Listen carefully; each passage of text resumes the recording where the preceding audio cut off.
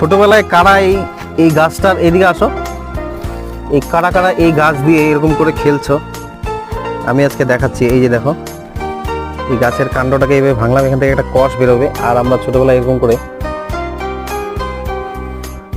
ফু দিতাম, হচ্ছে কি উত্তর। এই গাছটা যদি নাম কেউ জানো তোমরা কমেন্টে জানাতে পারো। কি গাছ এটা, নামটা কি এই গাছটার? নাম দিয়ে কাম কি? এই যে পাতাটা, নাম জানি না, ভুলে গেছি।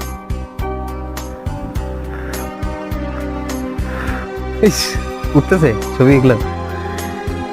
এই গাছের নামটা যদি তোমরা কেউ জানো তাহলে কমেন্টে জানাও। এই যে গাছটা, ঠিক আছে, এটাকে আমাদের গ্রাম্য ভাষায় বলতাম হচ্ছে মান্ডাল।